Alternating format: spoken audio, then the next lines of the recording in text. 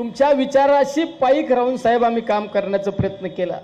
राजकारणामध्ये काही बदल होत असतात, पण राजकारणामध्ये काही बदल होत असताना निलेश लंकेच्या हृदयाला माहिती आहे निलेश लंकेला किती दुःख झाले, किती गोष्टींना त्या ठिकाणी आव्हान संकट येत असताना आम्ही संकट पार करण्याची ताकद आहे। मी आगेच आहे, मी काय पीछे पडने वाला आदमी नाही।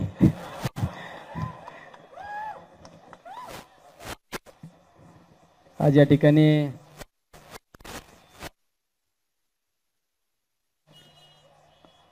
पवार साहेबांच्या नावाने आपण ज्यावेळेस देशावर कोविडची महामारी आली आणि त्या कोविडच्या महामारीमध्ये भाऊ भावाला विसरला, मुलं आईवडिलांना विसरले। नवरा बायको म्हणतात हिंदू धर्म संस्कृतीत की पती परमेश्वर पत्नी अर्धांगिनी, ते सुद्धा एकमेकाला कोविडच्या कालखंडामध्ये विसरले। आणि त्या महामारीमध्ये तुम्ही आम्ही सर्वांनी जे आदरणीय शरदचंद्रजी पवार आरोग्य मंदिर आपण आपल्या भाळवणी या ठिकाणी सुरू केलं आणि त्या आरोग्य मंदिराच्या माध्यमातून आपण 30,000 लोकांना उपचार देऊ शकलो।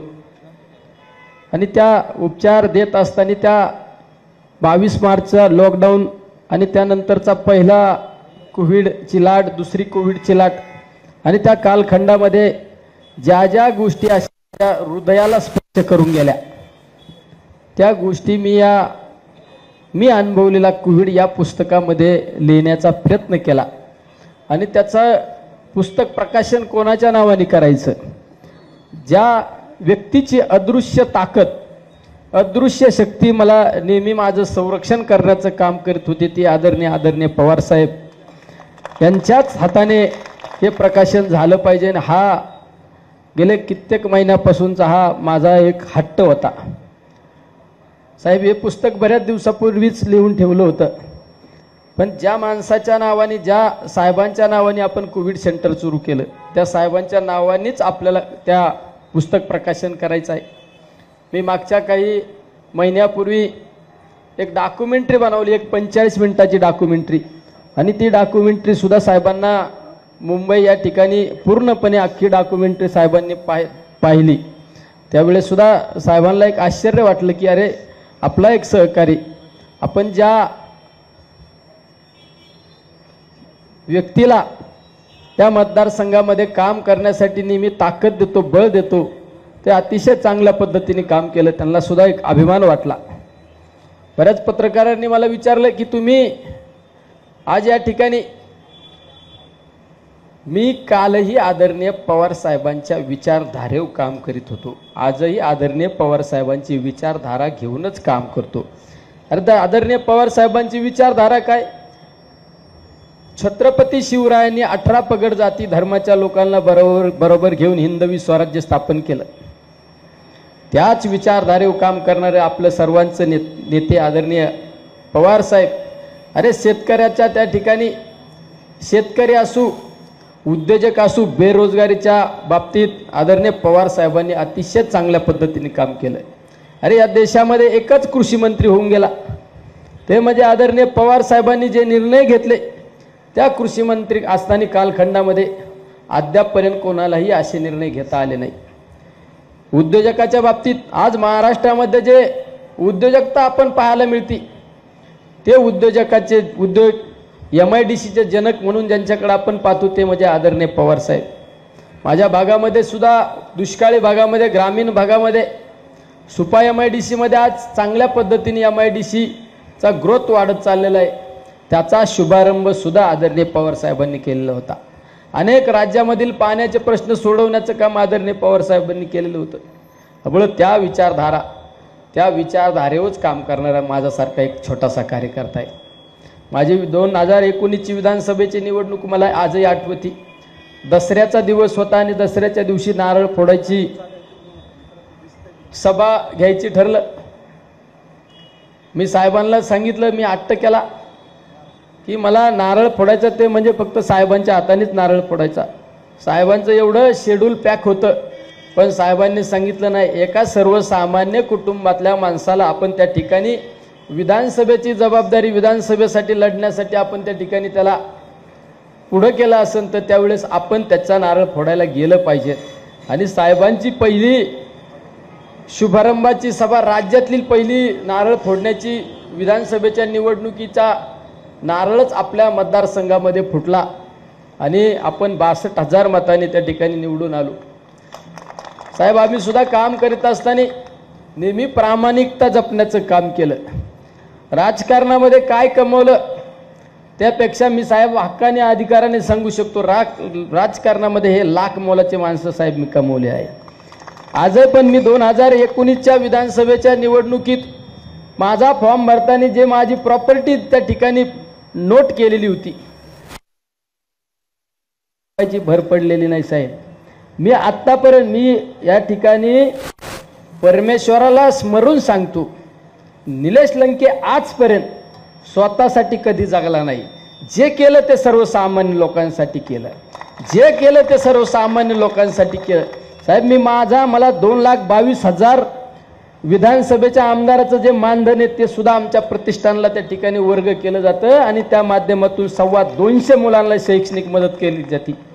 म्हणजे नेहमी प्रत्येकाचं, माझं आजही घर मला पाऊस आल्यानंतर गळतं पण मला माझ्या घराची चिंता नाही, मला माझ्या झोपडीतला माणूस चांगल्या घरात राहायला पाहिजे ही भावना माझी नेहमी असते। म्हणजे दुसऱ्याच्या दुःखात दुःख पाहणारा मनुष्य बी, दुसऱ्याच्या आनंदात आनंद पाहणारा मनुष्य। कोविडच्या कालखंडामध्ये साहेब तुम्ही सुद्धा मला फोनद्वारे माझी चौकशी केली आणि मला सांगितलं की तू सुरक्षित राहा। साहेब, माझ्यासमोर एकच टार्गेट होतं त्यावेळेस, मी वैष्णोदेवीला होतो, त्या पुस्तकामध्ये सगळं नमूद केलेलं आहे। 11 एप्रिलची तारीख होती आणि त्या दिवशी नगरमध्ये 42 डेड बॉड्या एका लाईनमध्ये जळत होत्या आणि मला रात्री 11:30 वाजता व्हिडिओ आला। अशोक घुले माझ्याबरोबर होते आणि आम्ही जम्मूच्या स्टेशनला एअरपोर्टच्या बाजूला एक रूम घेऊन थांबलो आणि ज्यावेळेस मोबाईलवर 42 डेड बॉड्या नगर शहरातल्या जळत असताना पाहिल्या, मी रात्रभर त्या ठिकाणी बसून राहिलो। माझे सहकारी विचारायचे काय भानगडे, का झोपलं नाही, काय नाही, बसलो। मला असं वाटलं मी कधी उडून जाईन आणि माझ्या लोकात जाईन आणि माझ्या लोकांना सुरक्षित ठेवीन। मी 11 एप्रिलला त्या ठिकाणी सकाळी निघलो, मुंबईला आलो आणि मुंबईला आमच्या सहकाऱ्यांना फोन केला की आपल्याला कोविड सेंटर सुरू करायचं आणि 14 एप्रिलला कोविड सेंटर आदरणीय शरदचंद्रजी पवार आरोग्य मंदिर या नावाने सुरू केलं साहेब। त्या दिवशी त्या सकाळी उठल्यानंतर मी आई वैष्णोदेवीच्या मातेचं दर्शन घेतलं, आई वडिलांचं दर्शन घेतलं आणि त्यांना स्मरून सांगितलं, मी माझ्या लोकांना त्या ठिकाणी सुरक्षित ठेवण्यासाठी मी आता मागे फिरणार नाही, माझा देह हा तुला अर्पण करतो, हा मी देवी मातेचं दर्शन घेऊन सांगितलं। आणि साहेब, त्या दिवसापासून मी 7 महिने आणि 5 दिवस मागे फिरलो नाही। कोविड सेंटरमध्ये झोपलो, 33,000 पैकी कमीत कमी 29-30,000 लोकांना गळा भेट दिली असेल। कारण मला माहित होतं मी जर एक पाऊल पुढे टाकला तर माझ्याबरोबर माझे सहकारी पाऊल टाकणार आहे। त्यावेळेस तर अशी भीती निर्माण झालेली होती, पण माझ्या मनात रोज एक चिंता असायची, माझं उद्या बरं वाईट झालं तरी चालेल, पण माझ्याबरोबर 24 तास काम करणारा माझा जर सहकार्याला एखाद्याला जर काही दगापटका झाला तर मी हे दुःख आयुष्यभर विसरू शकत नाही। हे नेहमी एक दुःख काही मनात सल असायची, पण एक परमेश्वराची अदृश्य शक्ती, तुमच्यासारख्यांचे आशीर्वाद साहेब, त्या ठिकाणी आपण सुरक्षितपणे काम करू शकलो आणि अनेक लोकांना उपचार देऊ शकलो। त्या माध्यमातून आज आपण जे काम केलं त्याची राज्याने नव्हे देशाने दखल घेतली। म्हणजे नेहमी तुमच्या विचाराशी पाईक राहून साहेब आम्ही काम करण्याचा प्रयत्न केला। राजकारणामध्ये काही बदल होत असतात, पण राजकारणामध्ये काही बदल होत असताना निलेश लंकेच्या हृदयाला माहिती आहे निलेश लंकेला किती दुःख झाले, किती गोष्टींना त्या ठिकाणी आव्हान, संकट येत असताना आम्ही संकट पार करण्याची ताकद आहे। पण जीवाभावाच्या माणसाला जर आपल्याकडून जर दुःख होत असेल त्यावेळेस त्या माणसाला जेवढं दुःख होतं त्यापेक्षा 10 पटीने दुःख ह्या निलेश लंकेच्या हृदयात झालं। नेहमी एक चिंता असायची, अरे ह्या वयामध्ये साहेब एवढे धावपळ करतात, अरे त्या साहेबांसाठी आपण काहीतरी काम केलं पाहिजे, त्या साहेबांच्यासाठी काहीतरी केलं पाहिजे, धावून गेलं पाहिजे, ही भावना नेहमी त्या ठिकाणी कायम असायची। आज या ठिकाणी साहेब तुमच्या हाताने ह्या पुस्तकाचं आज प्रकाशन झालं, हा एक क्षण माझ्यासाठी आनंदाचा क्षण आहे। तुमची विचारधारा घेऊन आजही काम करतो, कालही काम करतो, तो उद्या पण तुमची विचारधारा घेऊनच या मतदारसंघामध्ये नाही राज्यामध्ये काम करण्याचा नेहमी साहेब प्रयत्न करीत। तुम्हाला साजेचं असं काम करण्याचा आम्ही नेहमी प्रयत्न करतो. आमच्यात सुद्धा कधी कधी एक आक्रमकपणा आहे. मी सुद्धा म्हणतो असतो कधी कधी मला भायावर करायला नका लावू. पण त्यावेळेस क्षणात तुमच्यासारख्याचं त्या ठिकाणी आम्हाला फोटो दिसतो आणि आम्ही म्हणतो नाही साहेबांना पटत नाही, आता आपण थोडं थांबलं पाहिजे. म्हणजे कधी कधी आमच्यातला पण एक आक्रमकपणा जागा होतो. पण साहेबांना जे विचार पटत नाहीत ते विचार आम्ही नेहमी टाळण्याचा प्रयत्न करतो. म्हणजे साहेब सगळेजण या ठिकाणी आज इतक्या संख्येने उपस्थित, काय छोट्या मॅसेजवर एवढे लोक आज उपस्थित आहे. साहेब अमोल कोल्हे साहेबांनी सुद्धा मला शिवपुत्र संभाजी महाराजांच्या महानाट्यामध्ये मला त्या ठिकाणी इतकं साहेब सहकार्य केलं. म्हणजे मी तो कार्यक्रम घेऊ शकत नव्हतो, पण त्या कार्यक्रमाला त्यांनी सांगितलं तू काळजी करू नको, तुझी इच्छा आहे ना नगरमध्ये महानाट्य करण्याची, तू चिंता करू नको, मी तुझा भाऊ या नात्याने तुझ्या पाठीशी आहे, तू बिंदास कार्यक्रम घे, फक्त नियोजन कर. मी म्हणलं नियोजनाची काळजी करू नका खासदार साहेब, मी नियोजनाच्या बाबतीत एकदम परफेक्ट, माझे हे सगळे जीवाभावाचे लोक आहे. साहेब 2000 कार्यकर्त्यांनी एक 8 दिवसामध्ये 12 लाख लोकांच्या घरापर्यंत जाऊन त्या ठिकाणी पास वाटप केली आणि प्रत्येकाच्या घराघरापर्यंत छत्रपती संभाजी महाराजांचे विचार गेले पाहिजे ही भावना त्यामागे होते. मागच्या काळात आम्ही शिवस्वराज्य यात्रेचा आमच्या नगर जिल्ह्यामध्ये शिवस्वराज्य यात्रा काढली. त्यामागे कारण एकच होतं की आज खऱ्या अर्थाने छत्रपती शिवरायांचे विचार घराघरापर्यंत गेले पाहिजेत. हा विचार घेऊन आम्ही त्या ठिकाणी आमच्या मतदारसंघामध्ये काम केलं. आदरणीय तात्यासुद्धा नेहमी सहकार्य, नेहमी तात्यांचं सुद्धा मला आमदार झाल्यापासून सहकार्य. आदरणीय दादा तर आमच्या नेहमी वडिलकीच्या नात्याने म्हणजे नेहमी प्रामाणिकता ठेवून मला सल्ला देण्याचं काम आदरणीय दादा त्या ठिकाणी दादा भाऊ कळमकरजी करत असतात. कारण दादा हे आमचं एक अभिमानाचं, कारण दादा नगर पारनेर तालुक्यातील नगर शहरामध्ये जाऊन दादांनी त्या ठिकाणी आमदारकी लढवली. ते नेहमी त्यांचा अभिमान आम्हाला त्या ठिकाणी भेटत असतो. प्राजक्तदादांच्या बाबतीत सुद्धा अतिशय नेहमी आम्हाला राज्यमंत्री असताना आम्हाला मदत करण्याचं काम केलं. प्राजक्तदादा असू, जयंत पाटील साहेबांनी मगाशी सांगितलं ते खरं आहे. मित्रांनो, जर ह्या काही घडामोडी झाल्या नसत्या तर मी जो तुम्हाला शब्द दिला होता की आपल्या मतदारसंघातील पाण्याचे जे प्रश्न ते सुटल्याशिवाय राहिले नसते. कारण जयंत पाटील साहेबांनी सगळ्या योजनांच्या बाबतीत माझ्यासाठी कोविडच्या कालखंडामध्ये सुद्धा या ठिकाणी एक मीटिंग अरेंज केलेली होती. त्यामुळं साहेब या पुढील काळातले जे आमचे काही प्रश्न आहेत ते प्रश्न सोडवण्यासाठी सुद्धा तुमच्या ताकदीची आम्हाला त्या ठिकाणी आवश्यकता आहे.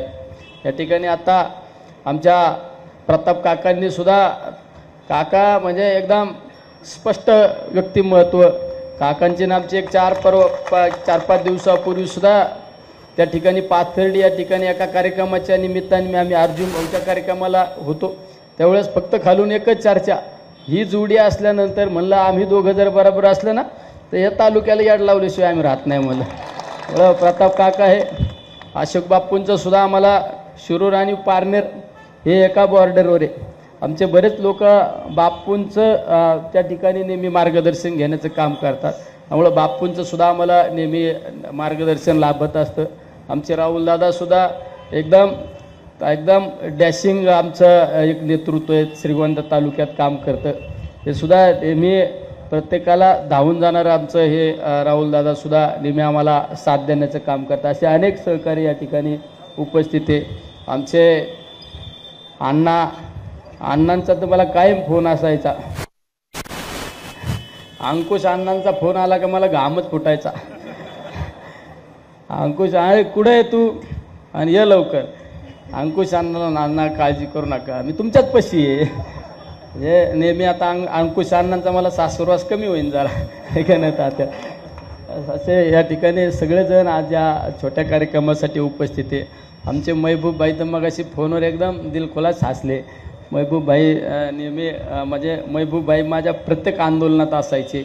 मधल्या काळात त्यांचंच प्रेम माझ्यावर कमी झालं. महबूब भाई आमच्या आंदोलनाला येत नव्हते, पण आम्ही काय आंदोलन थांबवलं नाही. महबूब भाई आमचे या ठिकाणी सगळेच मंडळी, आमचे लोटके सर असू, बाबर अशोकजी बाबर साहेब तर इतकं निस्वार्थी प्रेम करणारे तुमचे मागं अशोक बाबर असू, बाळासाहेबजी हराळ असू, आमचे राष्ट्रवादी काँग्रेसचे आमचे कार्याध्यक्ष संदीपजी वरपे हे आमचे पूर्ण जिल्ह्याचे आहेत. त्यांची आम्हाला पुढल्या काळात चांगल्या पद्धतीने गरज लागणार आहे.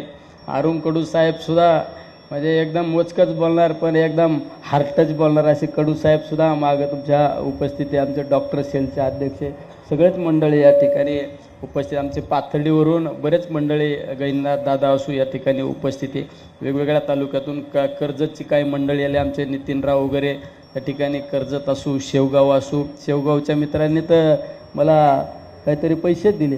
बरं झालं, माझी पण लय तारमळ होती, लगेच बँकेत टाकी तुम्ही. आपलं कामच असे, हमारे झोली साहेबाबा की झोली. लगेच दिले का बघा साहेब, काळजी करू नका, लगेच पैसे आले मला. स्वप्नील गायकवाड मित्र परिवारातर्फे 2 लाख रुपये निधी नेत्यांसाठी. जयंत पाटील साहेब साक्षीदार आहे. मी ज्यावेळेस विधानसभेची निवडणूक लढवली निगोजमध्ये, मला डायरेक्ट 1 कोटी रुपयाचं चेक आलं. हे बघत बसली होती, 1 कोटीचा चेक आला. मी पण आकडे शून्य मुजीत होतो, कारण आपल्या एवढा चेक बघितलाच नाही. म्हणजे सगळे हे आहे का नाही. त्यामुळे या ठिकाणी अतिशय चांगल्या पद्धतीने नियोजन करण्याचं काम आमचे प्रशांत दादा, खऱ्या अर्थाने त्यांच्यावर हा नगर जिल्ह्याचा कार्यक्रम, आणि दादा तुम्ही इतकं थोड्या वेळात इतकं चांगलं नियोजन केलं. दादा तुम्ही पण आम्हाला बोलवा कधी, काय काळजी करू नका. पुण्यात आमचे लय लोक आहेत. हां, पुण्यात मी जर असे टिपलेन लोक मध्ये त्या कामोठ्यात 15-20 हजार लोकांचा कार्यक्रम घेतला. पुण्यात सुद्धा एक चांगला आपण एक ताकदीने मोठा कार्यक्रम लावू दादा. म्हणजे आमची थोडी चुणूक दाखवू तुम्हाला. त्यामुळं म्हणजे आम्हाला जर मदत केली तर आम्ही त्याची भर काढून देऊ दादा. त्यामुळं दादांनी अतिशय चांगल्या पद्धतीचं या ठिकाणी नियोजन केलेलं आहे. त्यामुळं दादांना पण धन्यवाद देतो. आणि माझे 2 मिनटंचे तोडके मोडके शब्द काही माझं चुकलं असेल तर माफ करा. आणि तुम्ही एवढ्या संख्येने एका मॅसेजवर आले, असंच प्रेम राहू द्या रे भाऊ. लोक फापला होत्या, आपलं आहे ते आपलं आहे, आपलं ते आपलं, हे कधी ध्यानात धरा. लोक फसवण्याचे कामं सुरू करतात. हे तर तुतारीवाला तर नुसतं मागं लागलाय, वाजव ना जोऱ्यात, ऐका नाही. म्हणून सर्वांना आधी साहेब सुद्धा या ठिकाणी उपस्थित आहे. यानंतर आदरणीय साहेब आपल्याला संबोधित करतील.